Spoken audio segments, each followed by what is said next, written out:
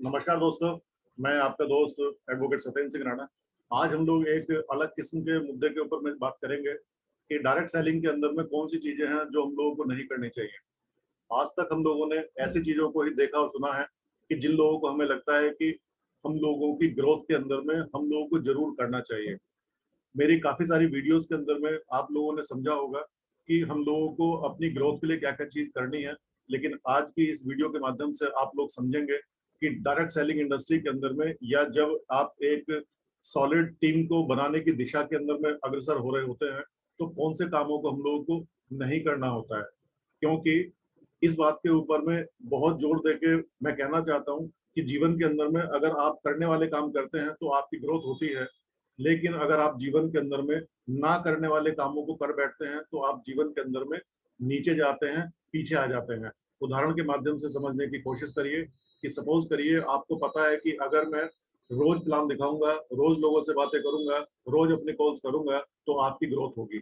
लेकिन अगर आप ये काम नहीं करते हैं, अपने कॉल्स नहीं करते हैं, रोज नए लोगों से बात नहीं करते हैं तो आपकी ग्रोथ नहीं होगी, आप वहां का वहीं रहेंगे। लेकिन आज मैं आप लोगों को वो चीजें बताऊंगा कि जिन चीजों को अगर आपने कर दिया, जिन चीजों को नहीं करना चाहिए था, तो आप वहां के वही नहीं रहेंगे। आप अपने जीवन के अंदर पीछे आ जाएंगे और सिर्फ आप ही पीछे नहीं आएंगे, आप बहुत सारे लोगों को अपने साथ में नीचे लेके आ जाएंगे, जिसका कि मुझे और आपको किसी को भी कोई अधिकार नहीं है। क्योंकि अगर मैं किसी को उठाने की क्षमता नहीं रखता हूं तो मुझे किसी को गिराने का भी कोई हक नहीं है। तो आज हम लोग समझते हैं कि कौन से ऐसे काम है कि जो हम लोगों को नहीं करने चाहिए। क्योंकि मैं रूल्स की बात कर रहा हूँ, मैं बात कर रहा हूँ कि क्या नियम है। जिस तरीके से एक गेम के अंदर में, एक खेल के अंदर में नियम होते हैं और उस नियम के दायरे में रह के ही हम लोगों को उस खेल को खेलना होता है। उस खेल के लिए हम लोग अपने नियम नहीं बना सकते। हम नहीं बोल सकते कि देखिए ऐसा है, मेरी लंबाई थोड़ी ज्यादा है तो मुझे डी थोड़ा लंबा होना चाहिए मेरे लिए। आप ये नहीं बोल सकते कि मेरी हाइट छोटी है तो डी का साइज थोड़ा कम होना चाहिए, मेरी लेग्स की लंबाई कम है तो मैं गोल ठीक से नहीं कर पाता हूँ। और देखिए ऐसा है, ये इतना जो ऊंचा आपने गोल पोस्ट रख दिया है ना, ये तो बिल्कुल नहीं चलेगा, ये तो मुझे बिल्कुल पसंद ही नहीं है ना। तो इतना ऊंचा आपने गोल पोस्ट रख दिया, ये बिल्कुल नहीं चलने वाला, इसको नीचा करिए, इसको छोटा करिए ताकि मैं इजीली तरीके से मैं गोल कर पाऊं। तो आप खुद उस खेल के नियम सेट नहीं कर सकते, क्योंकि जो पहले से ही कुछ कामयाब लोगों ने उस खेल के अंदर सक्सेस लेके जो कुछ नियम बनाए हैं, उस खेल को खेलने के लिए उसी के दायरे में रह के हम लोगों को खेलना पड़ता है। तो जिस तरीके से किसी भी खेल के नियम होते हैं, उसी तरीके से आप लोग आज सीखेंगे कि और समझेंगे कि डायरेक्ट सेलिंग के अंदर में, एमएलएम इंडस्ट्री के अंदर में भी क्या कुछ नियम होते हैं। जैसे मैं बात कर रहा हूँ कि हम लोगों को नियम के दायरे में रह के ही खेलना होता है। लेकिन दो तरीके के प्लेयर्स होते हैं खेल के अंदर में, एक तो होते हैं स्मार्ट लोग और एक होते हैं ओवर स्मार्ट लोग। स्मार्ट लोग तो वो होते हैं कि जो खेल के नियमों को समझते हैं और खेल के नियमों के अंदर में रहते हुए, उस दायरे के अंदर में सीमित रहते हुए अपने ऊपर में काम करते हैं, प्रैक्टिस करते हैं और जितना भी मेहनत कर सकते हैं वो उन नियमों के दायरे में रह के वो काम करते हैं। लेकिन कुछ ओवर स्मार्ट लोग भी होते हैं कि जो नियमों को ताक के ऊपर रख देते हैं और बहुत सारे चीजों को ऐसे करते हैं कि उन लोगों को लगता है कि फास्ट बढ़ने के लिए बोले लगेंगे हम लोग बहुत बहुत बहुत तेजी के साथ में हम लोग फास्ट जा रहे हैं। लेकिन वो लोग बेसिकली फास्ट जा रहे नहीं रहे होते हैं। कुछ समय के लिए तो उन लोगों को लग रहा हो सकता है कि हाँ मैंने तो बहुत बढ़िया कमाल कर दिया, मैंने रेफरी को मैंने धोखा दे दिया, मैंने अपने कोच को मैंने धोखा दे दिया, उसकी आंखों में धूल झोंक दी। लेकिन फिर भी देखो मैं ग्रो कर गया और मेरी गलती को, मेरी कमी को, जो मैंने अभी नियम तोड़ा था उसको कोई पकड़ नहीं पाया है। लेकिन फाइनली सूनर और लेटर उस इंसान को फाइनली फाउल हो ही जाता है और उसको गेम से फिर बाहर बैठना ही पड़ता है। फिर फर्क नहीं पड़ता है कि चाहे वो रोनाल्डो जैसा बड़ा प्लेयर हो, अगर नियम को तोड़ता है। तो उसी तरीके से जो मैं आज बात करूंगा डायरेक्ट सेलिंग के नियमों की, उन नियमों को कोई भी इंसान जो तोड़ेगा, वो इंसान चाहे कितना ही बड़ा प्लेयर क्यों ना हो, उसको अल्टीमेटली फाउल का सामना करना पड़ेगा और उसको बाहर बैठना पड़ेगा। और बाहर बैठने के बाद जब अंदर सिस्टम के अंदर में फिर से इंसान आता है, जब फिर से प्ले ग्राउंड के अंदर में अगर मैं गेम की बात कर रहा हूँ तो वहां पे आता है, तो उसको समझ में आता है कि मुझे अब नियमों के दायरे के अंदर में रह के मुझे खेलना है। क्योंकि अगर मैं नियमों के दायरे में रह के नहीं खेलूंगा तो डेफिनेटली मैं फिर से फाउल का शिकार हो जाऊंगा। तो अब समझते हैं कि ये तो हमने समझा कि नियमों की महत्ता क्या है, नियम कितने ज्यादा जरूरी है किसी भी चीज के लिए। जाहिर सी बात है, यहाँ पे आप समझ रहे हैं कि ये दो तरीके की बिल्डिंग्स हैं। तो जब आप अपनी टीम बिल्ड करना चाहते हैं, जब आप अपनी ऑर्गेनाइजेशन को खड़ा करना चाहते हैं, जब आप अपने लिए एक सॉलिड जीवन के लिए एक, चूंकि डायरेक्ट सेलिंग के लिए क्या है कि आप एक बार काम करें और बार बार पैसा आए। क्योंकि डायरेक्ट सेलिंग की बहुत सारी जो खूबियां हैं, उसमें से सबसे बड़ी नंबर वन की खूबी जो मेरी निगाह के अंदर में है वो ये है कि आप एक बार काम करें और आपको पैसा बार बार आए। तो जाहिर सी बात है कि जब आप अपनी ऑर्गेनाइजेशन को, अपनी टीम को बिल्ड कर रहे हैं, तो जाहिर सी बात मैं समझता हूँ कि ताश के पत्ते जैसी बिल्डिंग तो आप नहीं खड़े करना चाहेंगे। क्योंकि ताश के पत्ते के अंदर में अगर एक जरा सा भी झोंका तो छोड़िए, अगर किसी बच्चे ने एक नंबर के ऊपर ही पंखा चला दिया तो पूरा का पूरा जो आपकी ऑर्गेनाइजेशन है वो पूरी की पूरी ढह जाएगी। तो मैं समझता हूँ कि जो आप राइट साइड के अंदर में देख रहे हैं, इस तरीके का रॉक सॉलिड ऑर्गेनाइजेशन आप अपना खड़ा करना चाहते हैं। तो इस रॉक सॉलिड ऑर्गेनाइजेशन को खड़ा करने के लिए कुछ नियम हैं जिनका हम लोगों को पालन करना होता है।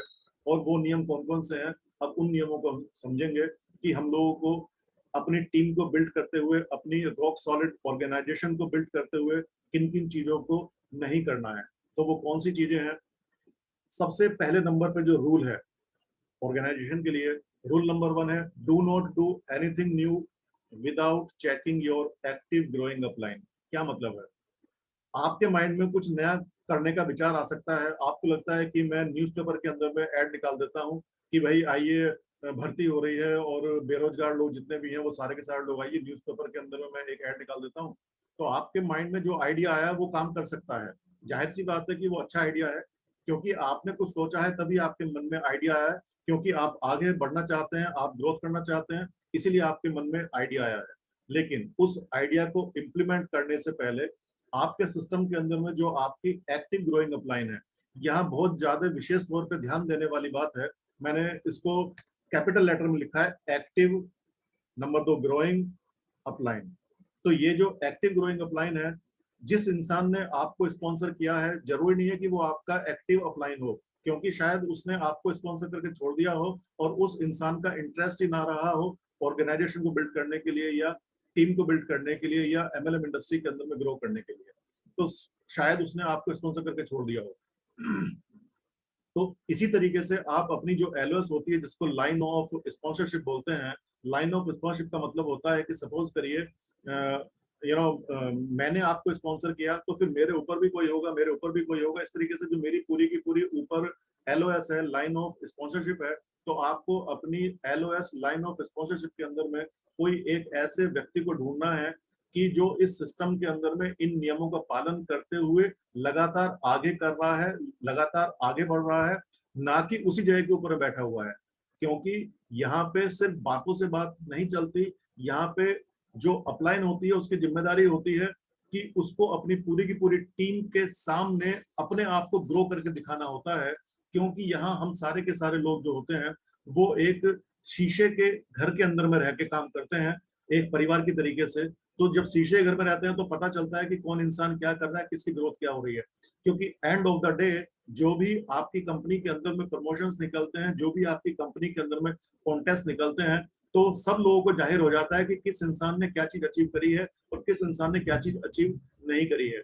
तो आपके मन में जो भी कुछ आता है उसको आप अपनी एक्टिव ग्रोइंग अपलाइन के साथ में जरूर पूछें। तो बात यह आती है, बोले मेरा कोई बॉस थोड़ी है, मैं क्यों पूछूंगा। तो आप समझिए, अगर हम लोगों को समझ है तो मुझे और आपको ये समझ में बात आ जानी चाहिए कि जो आइडिया मेरे माइंड में आया है आज, क्या मैं एक अकेला पहला इंसान हूँ इस दुनिया के अंदर में कि जिसको इतना बेहतरीन आइडिया आया होगा कि मैं न्यूज़पेपर के अंदर में ऐड निकाल देता हूँ कि बेरोजगारों की भर्ती हो रही है। नहीं, ऐसी बात तो नहीं है, क्योंकि बहुत सारे लोगों के दिमाग के अंदर में इस तरीके का आइडिया पहले आ गया होगा। तो इसलिए आप अपनी एक्टिव ग्रोइंग अपलाइन को फोन करके पूछें कि मेरे माइंड में इस तरीके से एक आइडिया आया है कि मैं न्यूज़पेपर के अंदर में ऐड निकाल देता हूं। जैसे मैं सिर्फ एक एग्जांपल के माध्यम से आपको समझाने की कोशिश कर रहा हूं। यहाँ पे आप आइडिया फेसबुक के ऊपर में ऐड निकालने का समझ सकते हैं, आप सोशल मीडिया के ऊपर में कोई एक्टिविटी करने का सोच सकते हैं। तो आप फोन करके पूछ लें कि मेरे माइंड में कुछ एक इस तरीके का आइडिया आया है, बताइए मुझे करना चाहिए कि नहीं करना चाहिए। क्यों? क्योंकि जो आपकी एक्टिव ग्रोइंग अपलाइन है, शायद वो उस वाले फॉर्मूले को यूज कर चुका होगा और उसको पता होगा कि ये वाला फॉर्मूला काम करता है या नहीं करता है। करता है तो कितना परसेंट करता है, और अगर ये करता है तो आपको वो सही तरीके से बता देगा कि आपको इस वाले फॉर्मूले को इस तरीके से यूज करना चाहिए, तो आपके जो रिजल्ट होंगे, आपके जो आउटपुट होगी वो ज्यादा निकल के आएगी। क्योंकि एक चीज जीवन के अंदर में आप गांठ लगा लीजिए कि जो आपकी एक्टिव ग्रोइंग अपलाइन होगी, जो आपकी एक्टिव ग्रोइंग अपलाइन होगी, वो जीवन के अंदर में हमेशा हमेशा आपको सही सलाह देगा वो इंसान आपको। उसका रीजन क्या है कि आपकी तरक्की के अंदर में ही उस इंसान की तरक्की है, इसलिए हमेशा वो आपको एक सही सलाह देगा। तो इसलिए आपके माइंड में कुछ भी चीज आ रही है, उस चीज को आप हमेशा क्रॉस चेक करें अपनी एक्टिव ग्रोइंग अपलाइन के साथ में। So do not do anything new without checking your active growing upline. जो रूल नंबर 2 आता है वो है no negative to your downlines and cross line.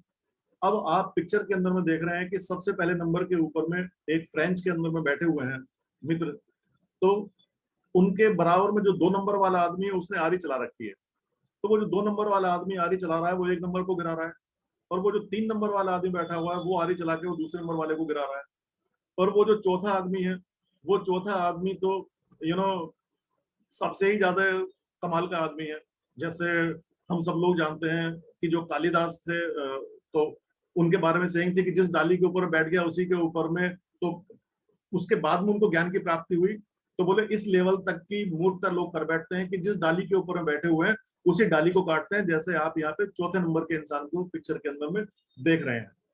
तो आप समझ चुके हैं कि दूसरे वाले ने पहले वाले को गिरा दिया, तीसरे वाले ने दूसरे वाले को गिरा दिया, और चौथे वाले ने खुद को ही आरी से काट के खुद को गिरा लिया। लेकिन अब इस पेड़ के ऊपर में बचा कौन? Ultimately 3 number. तो जब अब ये 3 नंबर बचा है तो अब ये 3 नंबर अकेला क्या कर लेगा? अभी अकेला क्या कर लेगा? अब अकेला इंसान क्या कर सकता है? क्योंकि वो कहावत तो हम सब लोगों ने सुनी है कि अकेला जो चना है वो भाड़ नहीं फोड़ सकता। इसी तरीके से चाहते हुए ना चाहते हुए, जाने में अनजाने में, अच्छे अच्छे लोग भी ऐसी गलती कर बैठते हैं कि वो नेगेटिव डिस्कशंस कर बैठते हैं अपनी डाउनलाइन के साथ में और अपनी क्रॉस लाइन के साथ में। डाउनलाइन कौन होती है? डाउनलाइन उसको बोलते हैं कि जिन लोगों को आप इस बिजनेस के अंदर में लेके आए हैं और उनके माध्यम से जो लोग आए हैं और उनके माध्यम से जो लोग आए हैं, इस तरीके से and so on and so on, इस तरीके से आपके बाद में जो लोग ऑर्गेनाइजेशन के अंदर में आपकी में आते हैं, चाहे वो आपके थ्रू डायरेक्ट आए चाहे वो इनडायरेक्ट आपकी टीम के अंदर में आए, तो वो लोग को बोलते हैं आपकी टीम, आपकी डाउनलाइन। क्रॉस लाइन कौन लोग होते हैं? क्रॉस लाइन होते हैं कि सपोज करिए मैं हूं और मेरे स्पॉन्सर ने मुझे स्पॉन्सर कर दिया। जैसे अगर मैं अपने मेंटर सुमित बहादुर की बात करूं तो उन्होंने अगर मुझे स्पॉन्सर कर दिया, तो वो एक अकेला इंसान मैं ही थोड़ी हूं जिनको स्पॉन्सर किया है। तो जैसे उन्होंने स्पॉन्सर किया, एक बहुत फेमस इंसान है एसपी भारल, तो उन्होंने उनको स्पॉन्सर कर दिया। तो दूसरे इंसान जो हैं जिनको मेरे अपलाइन ने स्पॉन्सर किया है, तो वो मेरी क्रॉस लाइन है। मेरी क्रॉस लाइन से मतलब है कि उनके बिजनेस से, उनकी ऑर्गेनाइजेशन से मुझे कुछ भी बेनिफिट नहीं होता है, तो वो क्रॉस लाइन होती है। मतलब जो मेरे अपलाइन का बिजनेस है वो मेरे लिए क्रॉस लाइन है। तो नेगेटिव क्यों नहीं पास करना चाहिए, एक उदाहरण के माध्यम से मैं आपको समझाता हूँ। सपोज करिए किसी भी रीजन से, कोई भी रीजन से आपका जो टेस्ट है वो गड़बड़ हो रखा है, और आपकी कंपनी के अंदर जो प्रोडक्ट आता है, आपको शायद बुखार होकर खत्म हुआ हो, आपने कोई प्रोडक्ट लिया, आपने बोला यार ये तो प्रोडक्ट कड़वा है इस बार। आप कोई भी एग्जांपल ले सकते हैं किसी भी प्रोडक्ट का, अगर वो फूड सप्लीमेंट है, कुछ भी है,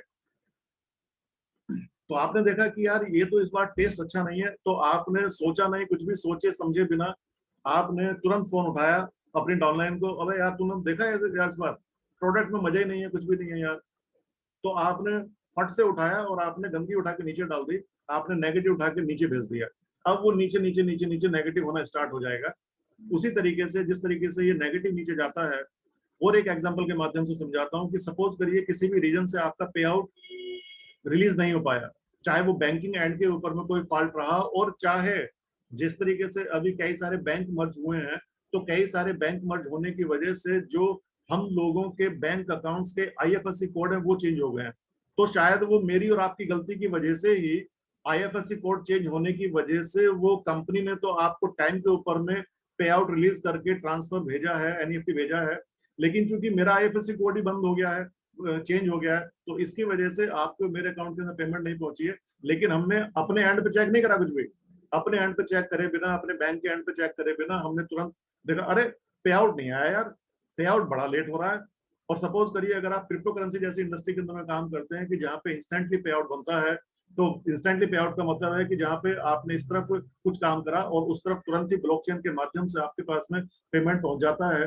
तो किसी भी रीजन से, चाहे वो टेक्निकल रीजन से आपका इंटरनेट ही नहीं चल रहा हो, और उस टाइम के ऊपर में चाहे आईडी लगने के बाद में तुरंत इंटरनेट बंद हो गया हो, फ्लक्चुएशन आ गई हो, कहीं पे ब्लॉक्स फंस गए हो, और वो आधा घंटा 2 घंटे तक आपका पे आउट नहीं आया, तुरंत फोन उठाया, बोले पता नहीं सिस्टम ही क्या है इन लोगों का। तो यार कहने के लिए तो बहुत बड़ी बड़ी बातें करते हैं, पता नहीं क्या करते हैं यार, कैसे कैसे बातें करते हैं, और ऐसा हो जाता है वैसा हो जाता है। और मैं तो पिछली बार भी ऐसा देखा था, मैं तो जब भी आईडी लगाता हूँ मेरे साथ तो यही हो जाता है यार। वो हो इसलिए जाता है क्योंकि आपकी तो सोच ही वैसी बन गई है अभी। लेकिन ये तो मैंने बात करी है कि जिस टाइम के ऊपर में इस तरीके की वास्तव में सिचुएशंस हैं। लेकिन कई बार ऐसा भी होगा कि जिस टाइम के ऊपर में वास्तव में ऐसी सिचुएशंस नहीं होंगी, जेन्युइन कोई चैलेंज, जेन्युइन कोई रीजन हो सकता है, लेकिन उस टाइम के ऊपर में आपको अपनी समझदारी का परिचय देना है, आपको अपनी लीडरशिप का परिचय देना है, और आपको शॉक एब्जॉर्बर बनना है।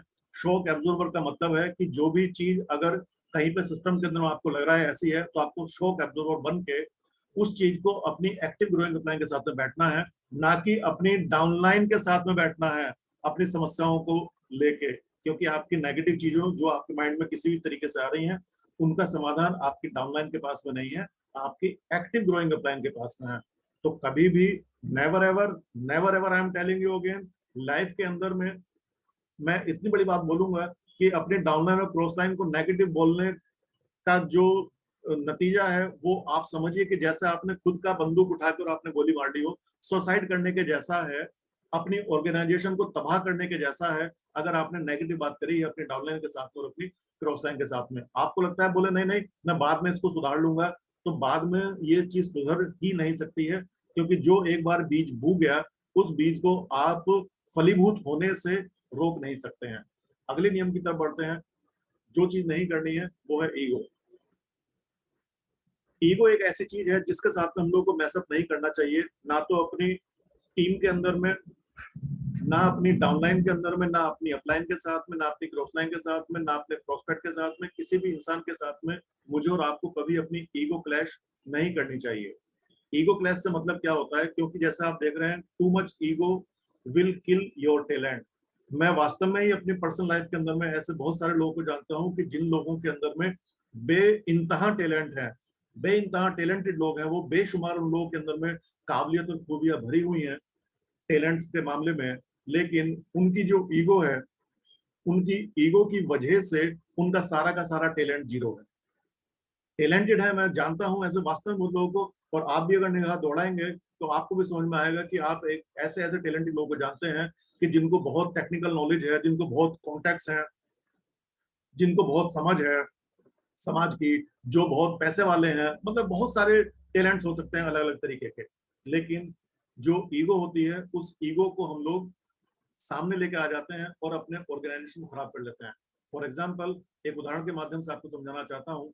सपोज करिए मेरी टीम के अंदर में कोई लॉयर आ गए, क्योंकि मैं खुद एक लॉयर हूँ, मेरी टीम के अंदर में कोई लॉयर आ गए, चाहे वो मुझसे जूनियर है मुझसे सीनियर है, और मुझे लगे कि मैं तो अपलाइन हूँ, मैं तो पहले से इस ऑर्गेनाइजेशन को बिल्ड कर रहा हूँ, मुझे तो बहुत ज्यादा नॉलेज है डायरेक्ट सेलिंग इंडस्ट्री के अंदर में बिजनेस को ग्रोथ करने के लिए। और रही बात वकील की, बोले वकील मैं भी हूँ, वकील आप भी हैं। तो आपने जो कन्वर्सेशन करी, आपने उस अहम के साथ में करी कि आप भी वकील है मैं भी वकील हूं, लेकिन मेरे पास में वकालत होने के साथ साथ में मेरे पास में ये ऑर्गेनाइजेशन को बिल्ड करने का तजुर्बा है, मुझे ये आता है। तो अब मैं उस अकड़ के अंदर बात करूंगा, तो वो जो अकड़ के अंदर बात करूंगा वो तुरंत ही वाइब्रेशन चली जाएगी। बेशक मैं अपने शब्दों को पोलाइट रखूंगा, लेकिन वो वाइब्रेशन चली जाती है, इंसान समझ जाता है कि इंसान ईगोइस्टिक है। तो कभी भी ईगो ना दिखाएं, कभी भी ईगो की वजह से अपनी ऑर्गेनाइजेशन को बर्बाद ना करें। और ये ईगो दिखाने की जो बात है, जिस तरीके से हम लोग अपने घर के अंदर में व्यवहार करते हैं, उसी तरीके से यहाँ पे व्यवहार करना होता है, चाहे वो प्रोस्पेक्ट हो आपके, चाहे वो आपकी टीम के अंदर में कोई भी हो, आपकी डाउनलाइन हो, आपकी अपलाइन हो, आपकी क्रॉस लाइन हो। तो ईगो को कभी बीच में नहीं आने दीजिए अपनी ऑर्गेनाइजेशन को बिल्ड करते बार में। और अगला जो रूल है जो आपको नहीं करना है, कभी भी किसी की मनी के साथ में मैसअप नहीं करना है। मनी के साथ में मैसअप का मतलब क्या होता है, सपोज करिए आपने अपनी अपलाइन को फोन करके बोला कि मुझे इतने प्रोडक्ट आप दे दीजिए और मैं आपको पैसे दे दूंगा। तो पहली बात तो ये है कि आप अपनी अपलाइन से प्रोडक्ट क्यों ले रहे हैं, आप कोई भी चीज अपनी अपलाइन से क्यों ले रहे हैं। अगर आप क्रिप्टो में काम कर रहे हैं तो आप कोई भी करेंसी अपनी अप्लायंस से क्यों ले रहे हैं? अप्लायंस से अगर ले रहे हैं तो आप पहले पैसे दीजिए। हाँ, अगर आपने बोला कि ठीक है मैं 3 दिन के बाद में, 1 हफ्ते के बाद में, 1 महीने के बाद में या 1 साल के बाद में जो भी आपने कमिटमेंट करा है, that you can as per your बहुत कन्वीनियंस, अपनी दोनों की सुविधा के अनुसार आप वो कर सकते हैं। लेकिन जब भी आपने बात करी है, जब भी आपने कमिटमेंट करा है तो अपने वादे को निभाइए। और लेकिन कोशिश नहीं, बल्कि मैं तो ये बोलूंगा कि मनी का मैसअप आपस में लेन देन रखिए ही नहीं। मैं आपको ईमानदारी से बताना चाहता हूँ, मेरी ऑर्गेनाइजेशन के अंदर में मैंने अपनी टीम के अंदर अच्छे अच्छे लोगों की बड़ी बड़ी टीम को बर्बाद होते देखा है। और उसके बावजूद भी कि जबकि मैं लगातार ट्रेनिंग्स करता हूँ, लगातार लोगों को बताता हूँ, और स्पेशली जब इस तरीके की एक्टिविटी मेरी निगाह के अंदर में आई मेरी टीम में से, कि जहां मुझे पता चला कि इन लोगों ने पैसे का लेन देन आपस में कर लिया है किसी और चीज के लिए, तो मैंने उनको बुला के आपस में बात करी कि आप लोग ये गलत कर रहे हैं, आपका पूरा का पूरा टीम बर्बाद हो जाएगा। बोले नहीं सर, ये तो बात हम 2 लोगों के बीच में ही है ना सर, ये तो बात हम 2 लोगों के बीच में है। लेकिन वो बात 2 लोगों के बीच में होते होते फिर वो एक रूल टूटा मनी वाला, और मनी वाला रूल टूटने के बाद में जब एक रूल टूट गया तो ऑटोमेटिकली वो जो मैंने अभी आपको पहले वाले रूल की बात करी है, do not pass negative to your downline और टू योर क्रॉस लाइन, तो ऑटोमेटिकली फिर वो घोषित होते होते होते होते वो पहला रूल भी टूटना स्टार्ट हो गया। तो इस तरीके से मैंने अपनी ही टीम के अंदर में बहुत अच्छे अच्छे लोगों की बड़ी बड़ी टीम को खत्म होते हुए देखा है, सिर्फ किस वजह से कि उन्होंने आपस में पैसे के लेन देन को कर लिया था। इसलिए पैसे के लेन देन को, मनी के मैसेज को आपस में बिल्कुल भी ना करें। करें तो समय के ऊपर में जो चीज कमिट कर रहे हैं उसको करें। अगर मैं अगले नियम की आपसे बात करूं तो कभी भी हमारी टीम के अंदर में जब आप अपनी ऑर्गेनाइजेशन को बिल्ड करेंगे तो आपकी ऑर्गेनाइजेशन के अंदर में लड़कियां भी आएंगी, लेडी भी आएंगी, लड़के भी आएंगे, जेंट्स भी आएंगे, सभी तरीके के लोग आएंगे। तो हम लोगों की क्या जिम्मेदारी है? हम लोगों को मैसअप नहीं करना है किसी भी इंसान जो टीम के अंदर में है, चाहे वो हमारी डाउनलाइन हो, चाहे वो हमारी अपलाइन हो, चाहे वो हमारी क्रॉस लाइन हो, चाहे वो हमारे प्रोस्पेक्ट हो, कोई भी हो, किसी के भी स्पाउस के साथ में। स्पाउस से मतलब आप समझते ही हैं कि अगर कोई लेडी है तो किसी जेंट्स के साथ में, अगर कोई लेडी है तो जेंट्स के साथ में, और अगर कोई जेंट्स है तो किसी लेडी के साथ में, किसी लड़की के साथ में, स्पाउस के साथ में, उनके फैमिली के अंदर में ब्रदर सिस्टर्स, पूरा का पूरा कहीं पे भी किसी भी तरीके के मैसअप ना करें। कोई भी, अगर मैं सीधी भाषा में बात करूं तो कोई भी गंदगी ना फैलाएं। उस तरीके से व्यवहार करें अपनी टीम के अंदर में जिस तरीके से आप अपने परिवार के मेंबर्स के साथ में करते हैं। क्योंकि आपके परिवार के अंदर में, हम लोगों के परिवार में कौन होता है? हमारे माँ बाप होते हैं, हमारे बच्चे होते हैं, जो लोग शादीशुदा हैं, बच्चों के तो वाइफ है। लेकिन यहाँ पे एक वाइफ वाले पोर्शन को हटा के सब लोगों को ऐसे टैकल करना है कि जैसे आप अपने मदर फादर को टैकल करते हैं, जैसे आप अपने बहन भाइयों को टैकल करते हैं, जैसे आप अपने बच्चों को टैकल करते हैं। आपको सिर्फ और सिर्फ उस तरीके से, उस निगाह से ही आपको देखना है। क्योंकि ऑर्गेनाइजेशन को अगर बड़ा बनाना है तो मैं आपको बता दूं कि मैं तो यहाँ तक अपनी टीम के अंदर बात करते हुए बोलता हूँ कि जो टीम के अंदर लोग आ रहे हैं वो बहन जैसे नहीं है, वो वो बहन ही है। ये जैसा जो शब्द है ना, वो जैसा शब्द हटाना पड़ेगा हम लोगों को। तो स्पाउस के साथ में, ब्रदर सिस्टर के साथ में, किसी के साथ में भी किसी भी तरीके का कोई मैसअप ना करें, कोई खिलवाड़ ना करें। और सबसे इंपॉर्टेंट पॉइंट इन सभी के अंदर में एक और है, वो रूल नंबर 6, क्रॉस लाइन की रिलेशनशिप हम लोगों की कैसी होनी चाहिए, और क्रॉस लाइन के साथ में हम लोगों के जो वार्तालाप है वो किस लेवल की होनी चाहिए।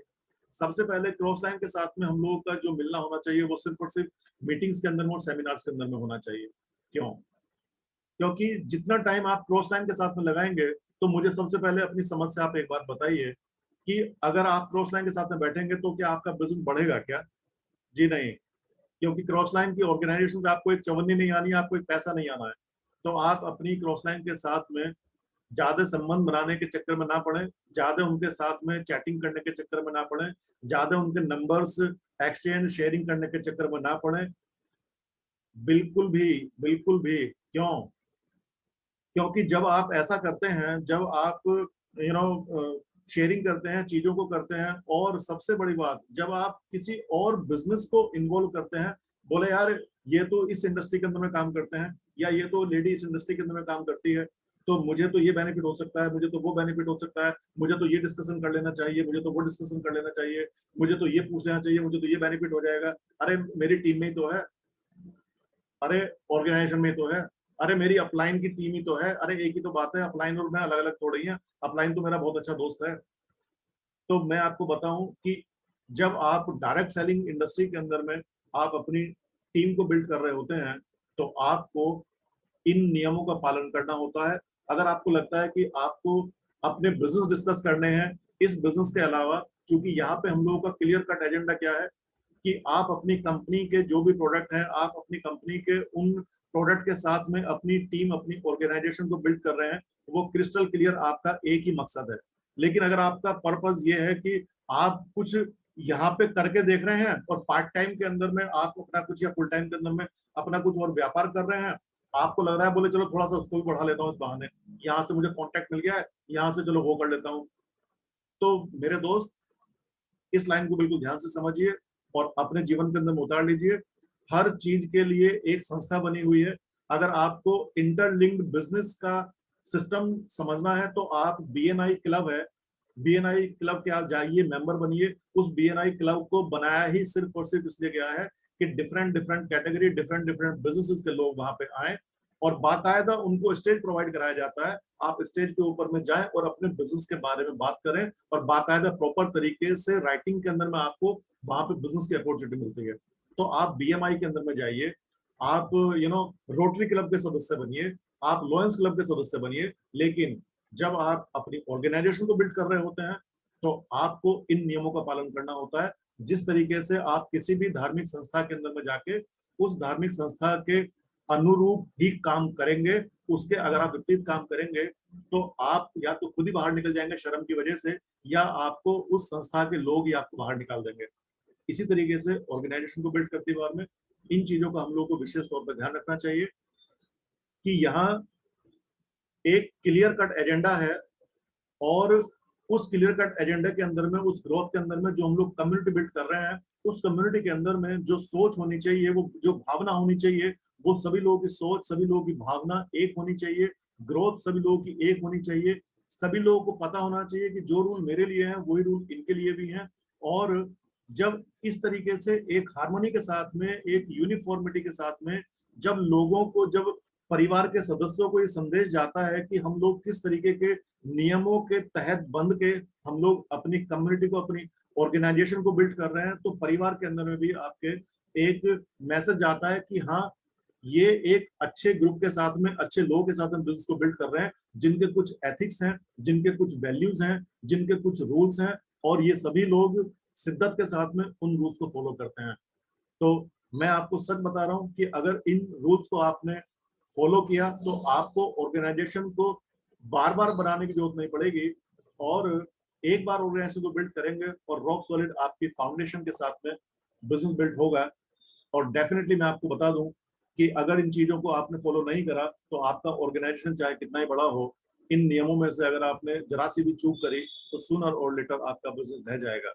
अगर आपको लगता है मेरी ये बातें इस वीडियो के माध्यम से आपको, आपकी ऑर्गेनाइजेशन को, आपके बिजनेस को, आपकी टीम को, आपकी एमएलएम नेटवर्क को बनाने के अंदर में हेल्प करेंगी, तो आप इस वीडियो को लाइक करें, चैनल को सब्सक्राइब करें, और बेल आइकन को जरूर प्रेस करें, ताकि नोटिफिकेशंस अगले वीडियोस के आपके पास में टाइम टू टाइम आते रहें। Wish you all the best, love you, thank you.